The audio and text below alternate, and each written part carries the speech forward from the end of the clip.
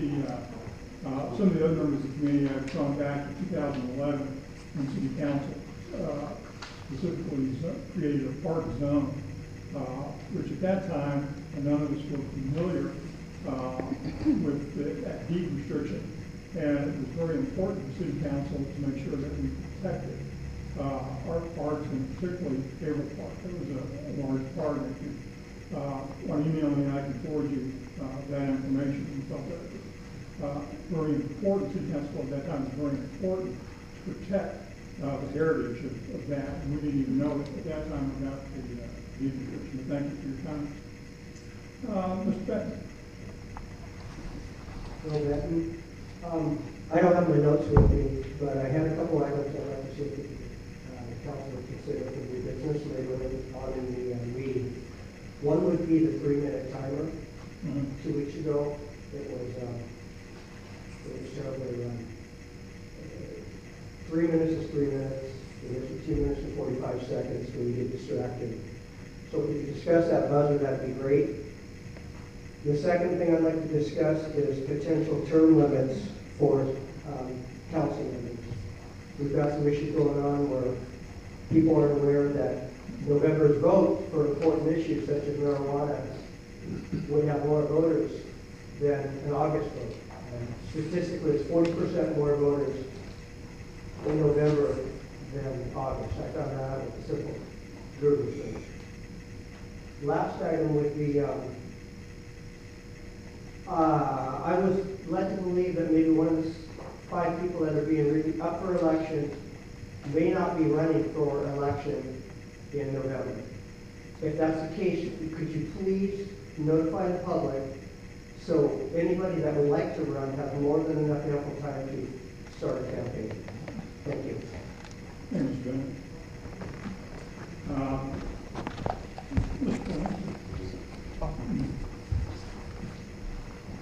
Thank you.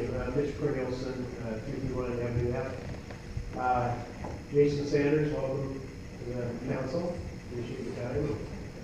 Lynn, I'm glad you're here tonight. I think we have a discussion item that would be of interest to everybody. And thank you for the roundabout. Roundabout is probably the most wonderful thing that's happened in town as far as roads and driving in the last 5+ years. Not only that, it's beautiful. I haven't heard a single negative thing about it, so I applaud the entire council.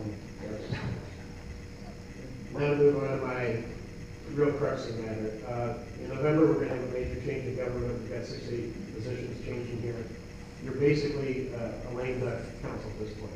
I would ask that you refrain from major decisions that will have long-term impacts on the city that will likely have to be dealt with primarily by incoming council, and that we primarily stick to operational issues that are critical and immediate nature to the council and the operation of the city, as is most of the majority of our meetings. The marijuana issue tonight is indicative of several issues which have caused this council extreme duress and transparency issues and have caused this potential wholesale change in government. This council has consistently worried about single outside business interest over the interest of its own citizens. The apartment issue, the cell tower issue, the marijuana business retailing issue, all single outside proprietors coming and soliciting for you individual council members, and you folks putting your opinion on the table over that of the nearly 10,000 citizens in the city of Snohomish. Stop, stop, stop now. Your time is done. I'm here because we're shifting gears on a particular discussion item tonight, unexpectedly, after being sideways published in several publications as to when the advisory vote was likely to happen. I do not want to go on vacation and be surprised by what somebody in the council has brought up unexpectedly. And suddenly, because there's only 3 or 4 people in a particular meeting, when there's not many items on the agenda, you bring it up and you shift gears for long-term serious issues for the town. That's a lack of transparency.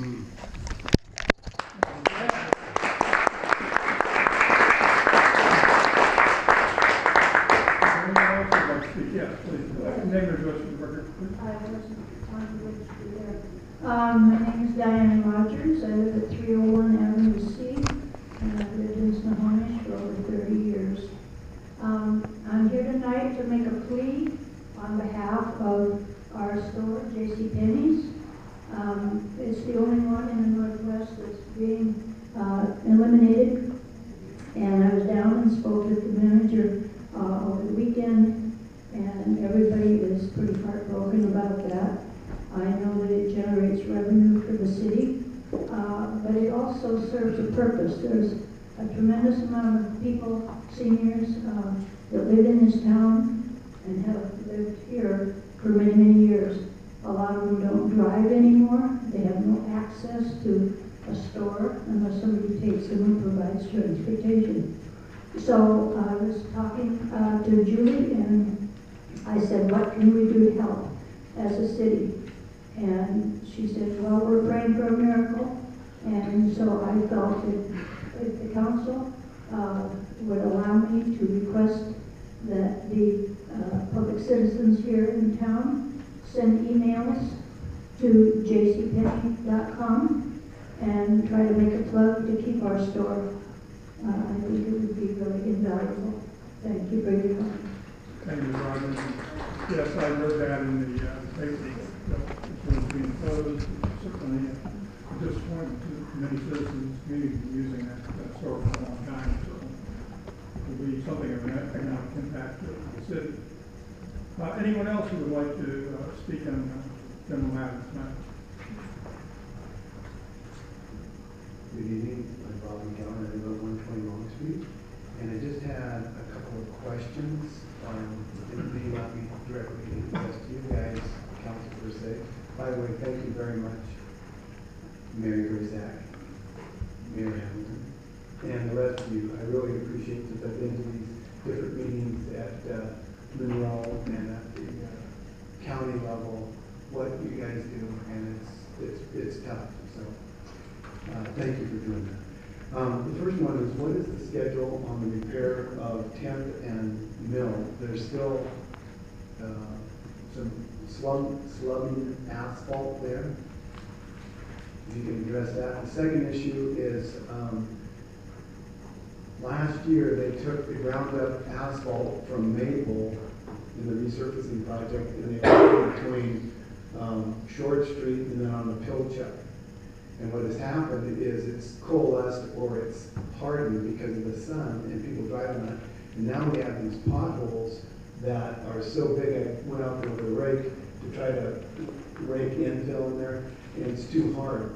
So if we could get a grader on Short and maybe backfill it with some asphalt of like soil as opposed to like -5/8 crushed rock. Something of, I don't know if you got any used asphalt laying around, but that'd be great if you did. And the third item is,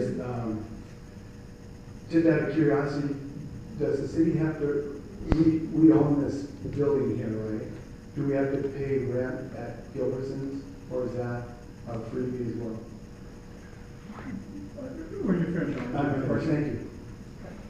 Thank you, Mr. Piano. On your last issue, and to address a comment earlier, we did receive, after it was thought that ordinance wouldn't be available to the school district, did send us a letter that said we could keep meeting there. Sometime back I asked staff to research what our rent was there, and they couldn't find for as far as the number of years that they went back that the school district had charged us any rent to use the Gilberson boardroom. And then I'll direct the other questions to staff. Mr. Schuler?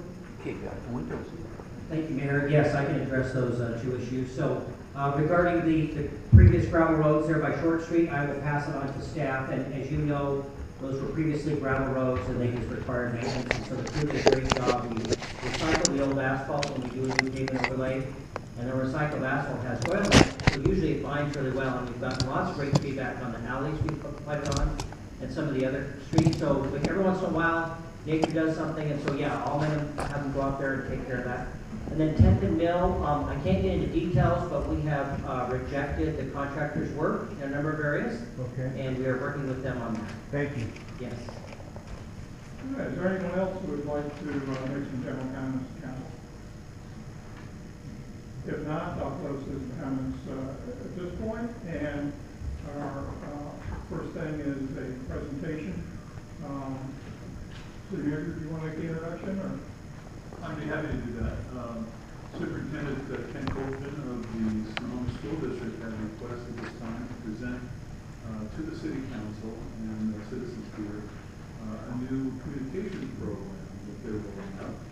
And I think you better speak to it tonight. Thank you very much, Mayor Hamilton and fellow members. Thank you for allowing me to come up here. What I'll do is I'll really get behind that not sending you a bill for rent for the past 20 years. I'm just kidding. Honestly, I don't know this. I haven't seen it written, but I was under the understanding that we work together and that there's no rent on there. But thanks for checking that out. Thank you for this time. What I want to ask you is, I gave each one of you a card like this. I was wondering if you'd be okay if I pass it out to the audience right now, if that's okay, while I talk about it. So, here we go. It should be plenty. Thank you very much.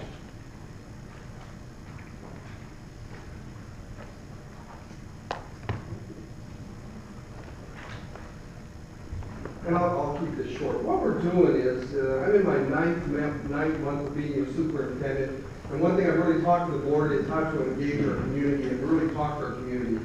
It's very difficult, as mentioned earlier, we have 10,000 people living in our community, plus we have 10,000 in your schools, just students alone. So I know that number is pretty big, and how do we reach out to our community to see how we're doing as a district? Because I think right now we can say and pat ourselves on the back, things are going well.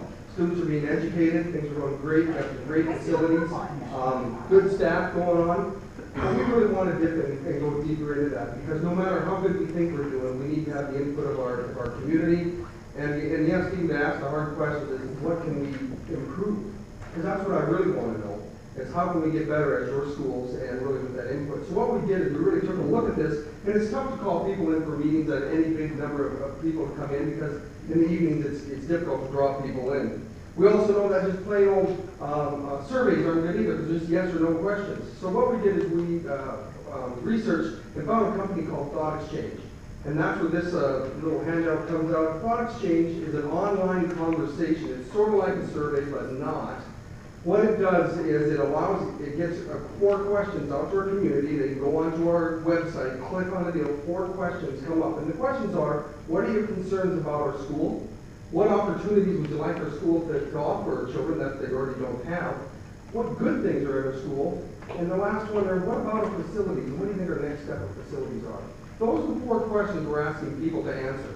Then what happens when we collect all these, we're thinking about a 2-week window to collect all of these input that we can. Everybody then go online, click and take the survey. Then we're going to gather all those. And then what we're going to do is we're going to turn them back out to the people. You'll get another click on your email.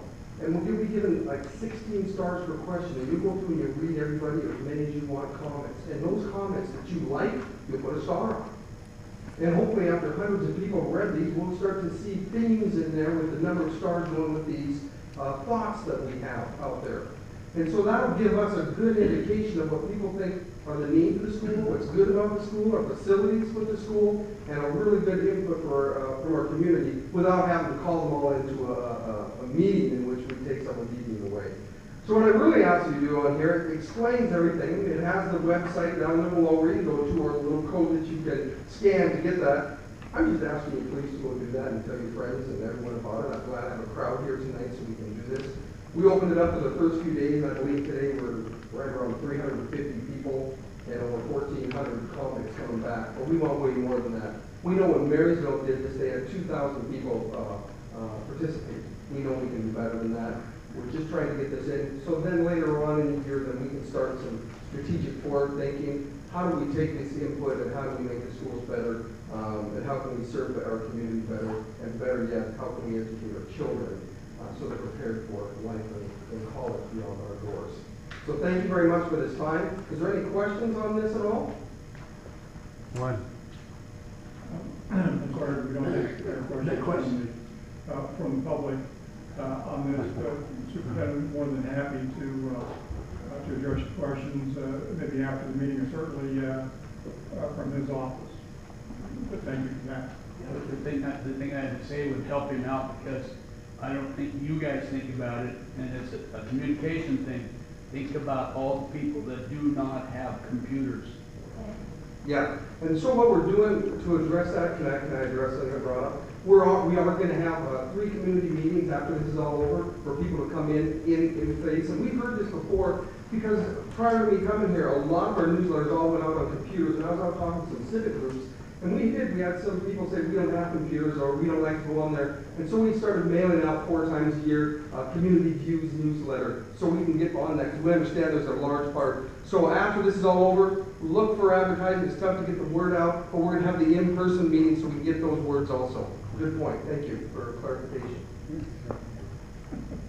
Again, thank you very much. I'm sorry. I just want to say thank you for these efforts to reach out, because these are obviously areas that we can collaborate with, and this information that you gathered will be useful to the city, and I'm sure there are times when we are doing things that are useful to the school district, and it's a very good collaboration, and so it's important that you come to our meetings to let us know what's going on, and it's appreciated, so thank you. No problem. Thank you. One comment.